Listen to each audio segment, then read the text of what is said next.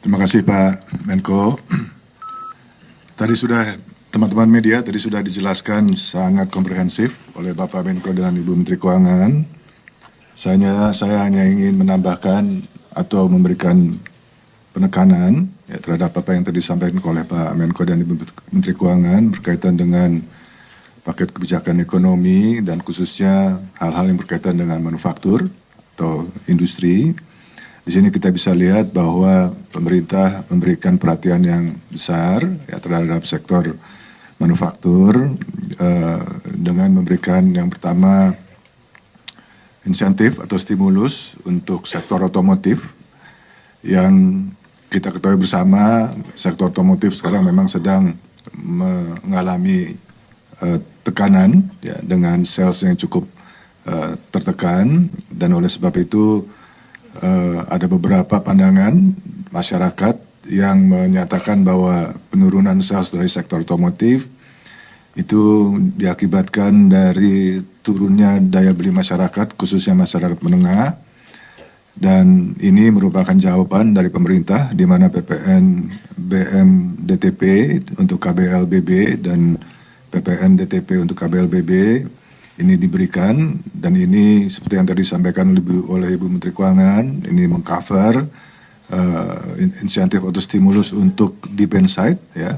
dan juga untuk supply side untuk produsen atau untuk pabrik-pabrik. Sedangkan untuk hybrid ini saya minta agar segera para produsen mobil-mobil hybrid yang ada di Indonesia untuk segera mendaftarkan merek-mereknya kepada kami agar tahun depan mulai 1 Januari sudah bisa menikmati insentif stimulus yang sudah disiapkan oleh pemerintah, yang pada dasarnya sebetulnya program LCEV ini sudah diatur dalam Permen 36 tahun 2021, termasuk untuk hybrid, termasuk di dalamnya ada pengaturan mengenai nilai TKDN yang harus menjadi kriteria dari peserta program ini. Juga dilaporkan bahwa pada tahun 2024 ada 3 perusahaan yang memberikan komitmen akan membangun fasilitas produksi atau pabrik di Indonesia untuk otomotif, khususnya untuk EV, yaitu yang pertama BYD, yang kedua Citroen, dan yang ketiga Ion. Dan oleh sebab itu ketiga perusahaan tersebut, ketiga merek tersebut ini akan menikmati insentif stimulus yang tadi disampaikan oleh Pak Menko dan Ibu Menteri Keuangan, biaya masuk 0% dan PPN BMDTP 15%. Dan kalau kita melihat ini upaya pemerintah juga memberikan signal kepada investor bahwa sebetulnya regulasi yang ada di Indonesia itu cukup kompetitif, termasuk hal-hal yang berkaitan dengan insentif dan stimulus, sehingga ini juga inline dengan upaya pemerintah untuk menjadikan Indonesia sebagai hub dari produksi KBLBB di ASEAN. Selanjutnya yang menjadi catatan juga untuk sektor manufaktur, yaitu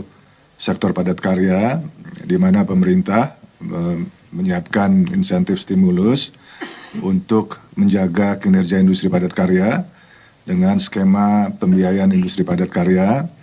di mana tujuannya tentu untuk mendukung kebutuhan pembiayaan dalam upaya merevitalisasi mesin, dan ini sangat penting karena mesin itu kunci agar proses produksi kita lebih efisien dan juga meningkatkan produktivitas. Dan juga kredit investasi, ini yang disiapkan oleh pemerintah untuk mengakomodir kebutuhan kredit modal kerja dengan subsidi 5%. Itu aja yang dapat kami highlight, Pak Menko. Terima kasih.